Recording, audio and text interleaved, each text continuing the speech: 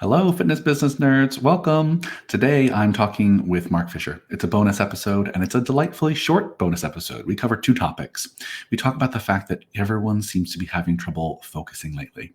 Everyone seems to be having trouble staying productive and focused on work, and people are burnt out. So we give some tips about what we do when we find ourselves in that position. And then we also we take kind of a deep dive. Most of the conversation is about content marketing versus direct response marketing and how we think about balancing the two, what we think both are good for. So if that sounds like a fun conversation to you, then keep on listening.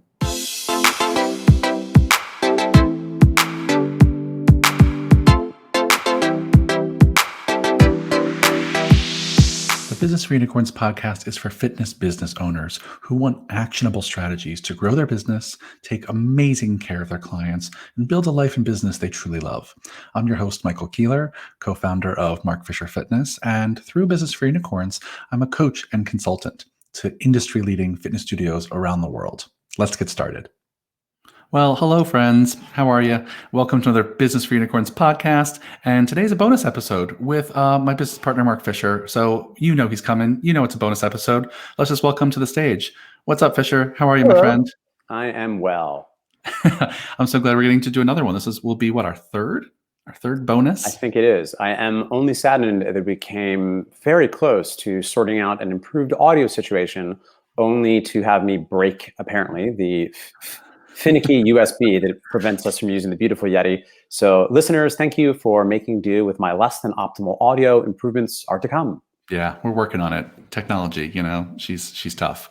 All right. Well, today we're going to continue with our format from last time, which is like we'll both just kind of pick a topic. We also reached out and asked people to send us questions. We actually have one question from a listener. We'll just see how far we get. We're going to make today kind of a short one. So let's just start at the very beginning, which is I'll start with mine. How about that? One of the things that came up this last week, in fact, even this morning, this day that we're recording this, I had a video Zoom with our Unicorn Society members. We're a portion of our Unicorn Society members. And one person in the group brought to our Zoom call that they were having trouble staying focused and feeling really burnt out. And I asked this group of, 15 people on the Zoom call, who else is having trouble these days staying focused and feeling a little burnt out? And literally 100% of the people raise their hands. Everyone on the Zoom call this morning over the last few weeks. And, I should mention we're recording this on, what's today's date? January 14th. You probably won't hear it for another week or so. But, we're in the midst of Trump's impeachment. We're in the midst of starting our businesses in a brand new year, still in COVID. And so I think this is the context in which I saw everyone raise their hands and say, we're feeling like we can't focus and feeling burnt out. So I thought we should address this. I mean, clearly people are feeling this way. I know I felt this way personally. And so I'll start by asking you, Mr. Fisher, what do you do when you're feeling like it's super hard to focus? I mean, what are your tips and tricks for getting refocused and helping with that kind of burnout feeling? Yeah, there are a number of strategies I have used. The one that I aspire to do, which I don't do perfectly all the time, is do my best to avoid getting burnt out in the first place, which for me is a lot about the physiological inputs, which is sleeping well, not drinking too much, not drinking caffeine too late, eating well, exercising. And there is also the psychological inputs that I know keep me in a better state, which is getting up early enough that I have time for myself in the morning. Of late, and this is where I always have to qualify, I don't have children yet, I understand, so I'm cheating, but I do like to get up these days. So I get up sometimes as early as 5:30, which in the grand scheme of entrepreneurship is not that early, but I was historically a 7:30 a.m. riser, and now having a full hour and a half in the morning to meditate and read to really get my brain right before I go all in, then I check my metrics and I go all in on my high value projects. I think that keeps me from feeling too burnt out, because at least the first few hours a day, I feel like I'm really moving the ball forward. And then in the moments where I do find myself feeling a little bit burnt out, the same strategies are helpful. And then what I aspire to do, but don't often do well, is be patient with myself and understand that that is just a thing that happens. I have recently really made a discovery that there is a very clear pattern in my life on 5 very distinct occasions where I had a prolonged period of what I call capital D depression, because it wasn't anything that I was diagnosed with, that invariably, once I came out of that period, followed by a very high focused, energetic, positive place. As I'm saying this, I hope I'm not describing like a little bit of bipolar. I'm not making light of that. It's a very serious thing, but I acknowledge like, actually now I'm thinking that, does that mean I'm like low and then manic? Maybe I need to talk to somebody about that. But anyway, so those are the things I do. And I try to be compassionate when I'm not. That's me. We're making personal discoveries here in real time on the There you go, podcast. everybody. We promise candor. Oh boy. And I want to be clear. I'm not making light of that. I know it's a very serious thing, and I am going to think about that after this podcast. Yeah, of course. Yeah, well, I'll share some things I think I've tried to do, and these is kind of advice and guidance I've given people we work with when it comes to not being able to focus.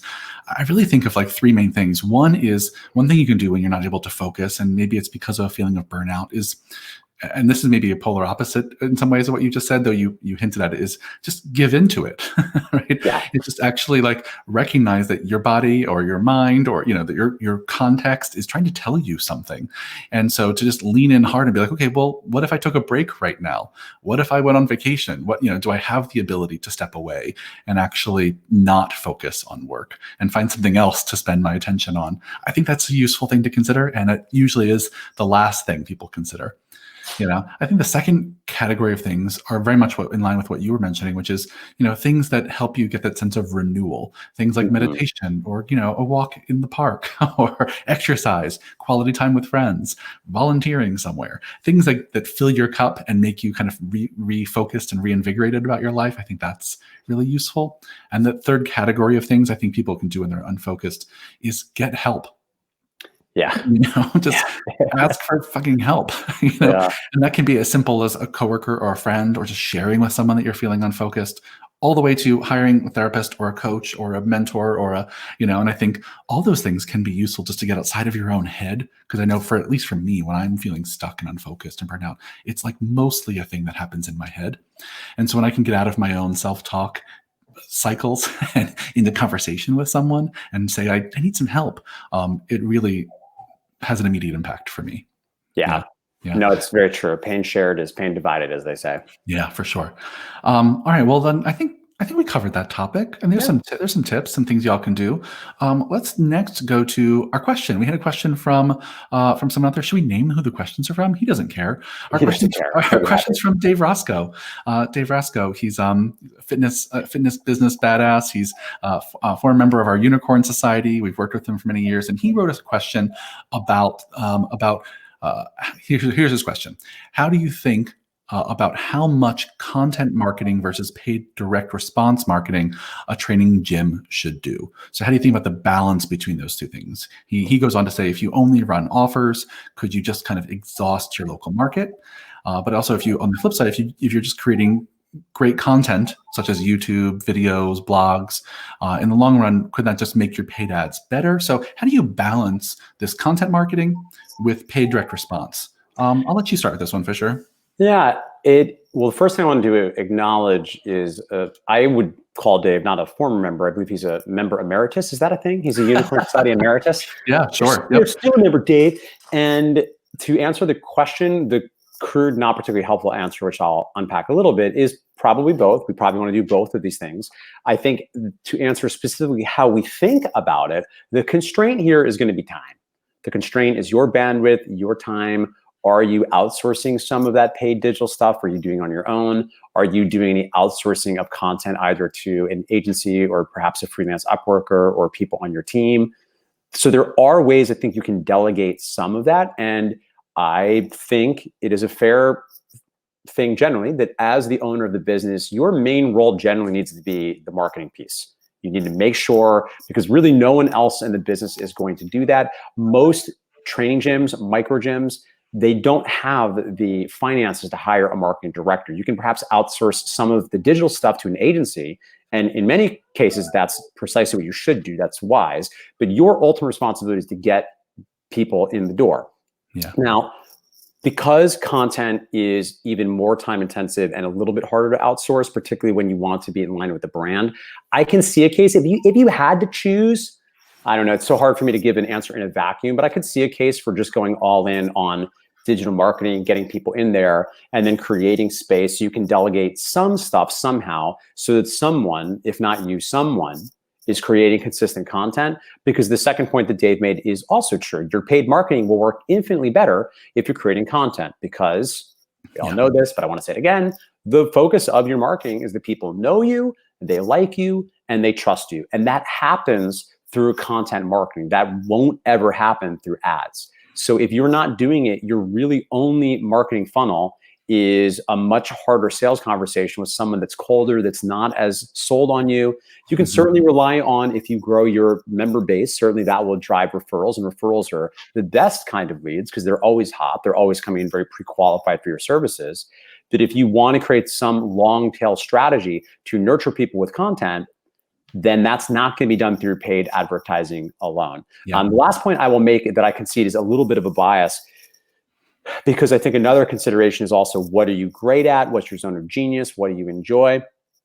I'll say this. I wrote lots of content for MFF for the first 6 years or so, and it was very, very valuable for us for driving the business. I stopped writing it for a few years. I think it really, really hurt us because the stuff we were putting out was fine, but we would do like, it wasn't bad. I'm certainly not knocking the people on the team for doing it, but it was just different because you weren't getting my, personal voice, which is not to say that mine is magical, but I do think that because it's a personal brand, there's something unique about me saying things. And I do concede, I believe it is a skill of mine to write in a way that is engaging, that's providing value, that's amusing, that can be heartening, that can give you some specific actionable takeaways.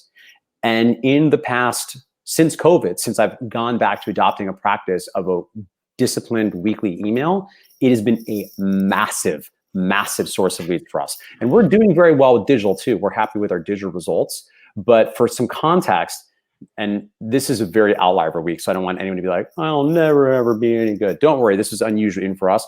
We did 70 leads between December 28th and January 3rd. And we define that as someone opting into our funnel on the path to taking advantage of one of our trials. 70 in 7 days. And when we went back and looked at the data, 7 of them came from Facebook, 7 of them came from Instagram. So you do the math, whatever the 56 of them came from not a digital channel. Now, this stuff is very complicated because maybe they saw the Facebook ad and maybe they Googled the website. And we don't look into that level of detail. I can't track one-to-one that the email did that. But my suspicion is, and I've been looking at this at least casually over the past several months, that when I look at the click-throughs and I look at the list of people that have clicked through on the soft sell, because every email, there's always a soft sell. It's not usually hard sell, but there's a soft sell. My suspicion is a lot of those individuals were ones that bought trials.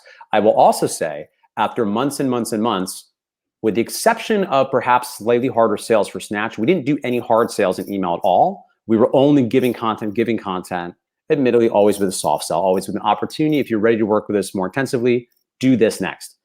And we did coordinate on New Year's Day. This was January 1st, January 2nd, January 3rd. We did a legit hard sale, all out campaign. And that, I assume it would be interesting for me to, I should go back and look at the data. I imagine that's where a lot of it came from, because it was like a full out, balls out, hardcore, like, buy this thing now. You should buy this. You will like it. Look at these reviews. Look at these testimonials. And one other super pro tip for those who have a list, a little more of an advanced move, we did take the time to actually create 3 different campaigns. So we had a campaign for people that we were only offering them homebody. We had a campaign for people that we were offering them our in-person semi-private, and we were offering them homebody. And it's escaping me right now. There was a third bucket. So we got very specific with who we were emailing. We were not sending, I note, that hard sell email to our existing members. They were only to people that were actually eligible for those intro offers. So anyway, some context there. That's my 2 cents. Yeah, I say ditto to everything Fisher said. I think, Dave, just stepping back, I'm answering to you specifically, Mr. Rasco, just stepping back from all the detail Mark provided, just a big picture how framing that might be useful here is that if you're clear how many new members you want to gain every new month, right, and total new members you want, then I think the equation I recommend is you need to do enough content marketing to have an audience big enough that your direct response gets you that number, right? Because really, from my perspective, and if Fisher agrees with this, mostly content marketing is to warm up an audience, right? And you want to have a warm enough audience that when you go to do your paid direct response stuff to them, where you're actually getting them to take an action step, that you're doing that to a big enough audience to get you to your goal that you need for the month. Right. And so, I don't think, and I think this goes in line with what Mark just said, I don't think content marketing is great just for content's sake, right? It has to serve a purpose of actually getting people to know you and like you and trust you, which we generically call warming up an audience. And you need that audience to be pretty big if your direct response marketing that comes next actually is going to get you to the number of new leads and then trials and then members that you want. And so I think, you just got to know what numbers you want to hit and work backwards from there as my shorthand for how to balance your time between both. Would you agree with that, Fisher? Yeah, 100%. Yeah. And I would offer maybe one more thing to make this all a little bit confusing is if you have a very sophisticated strategy. I'm so sorry. My dog is not being helpful and he's crying. So you're all going to see the inside of my office if you're on YouTube. One other thing to not make this overly complicated, but you can create and should ultimately paid ads or at least boosted content where now instead of doing a paid ad that's directly to some low barrier offer or even a lead mag necessarily, you're literally just boosting your organic content so that more people see it. To that end, we are looking at MFF, and this won't factor in necessarily to our page strategy, which will mostly be boosting Instagram posts that we see we're getting a lot of engagement. But we are bringing the blog back. So for several years also, we didn't have a blog. And since I'm writing once a week, we have decided internally it is well worth the minimal an investment it will cost us. Maybe 30 minutes a week, we'll pay an Upworker simply to take the content I'm already producing and put it on the blog. And there's really no extra work involved. We're paying someone, not much money to make that for us. Hopefully over time, they'll allow us to be more discoverable. Hopefully over time, that will allow us to improve SEO and make it particularly valuable once we redo our website, which if anyone checks it out, we know it's badly needs to be redone. We're ready. We got it. We got everybody. Yeah. I'll also just acknowledge for all of you who feel like you're not very sophisticated at marketing yet, or you haven't really found a process or system that works for you. I would say, this takes time. We've said before, I don't know if we said it on our bonus episodes yet, but MFF was not always very good at this. We still feel like we're kind of newly getting good at this. We really didn't do any marketing or sales for many years. So if that's you, just know that you're not alone. And you can only work on this one step at a time. And the whole goal here is not to learn all these crazy strategies for the sake of, being a really sophisticated entrepreneur. It's just to reach more people, right? And so in your market with your business, there might be other strategies that help you reach more people. And so we're kind of aiming for the middle here of what's worked for us, we think works for most gyms. But you also have to keep your ear to the ground about what actually helps you connect with the people you want to serve. And they might not all be on Instagram or Facebook. If you're working with an older population or a much younger population, these are all, so take these strategies with us with a grain of salt, knowing that we're aiming for the middle of people who are most training gyms. And I think they're mostly going to be successful for most of you, but I thought that was a useful caveat. Yes. I think we're out of time today, Fisher. Sadly, we're on a time constraint today. So we just got to those two topics, but I hope it was useful. Anything you want to finish with? No, other than my usual request, please do contact us if you have any questions you'd like us to answer on air. And honestly, as many people know this, I'm always happy to answer 2 to 3 bullet pointed questions. So let's say you listened to that last section and you were uncertain how to apply it for your business.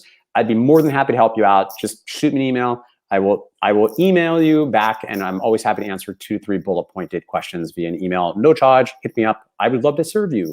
Yeah. And as a reminder, it's mark@businessforunicorns.com, michael@businessforunicorns.com. Let us know, A, if you have any questions about today, B, if you have questions you want us to answer next time. And I'll add one more. If you have any special guests you want us to have on the podcast, we have a ton of guests lined up probably for several weeks now. We've already recorded, but we want to hear from you. Who do you want us to talk to on this podcast? Because, we'd love to reach out to more people. Yeah. Let us know who's out there doing really great work. Yeah, for sure. Awesome. Well, thanks, Fisher. It's been a blast. Hope you all enjoyed our bonus episode this week. Go have a kick-ass day, and we'll see you soon. Bye. Bye. Hey friends, before you go, just one more thing. If you enjoy this podcast, you get value out of it, you enjoy listening, please share this podcast, comment below.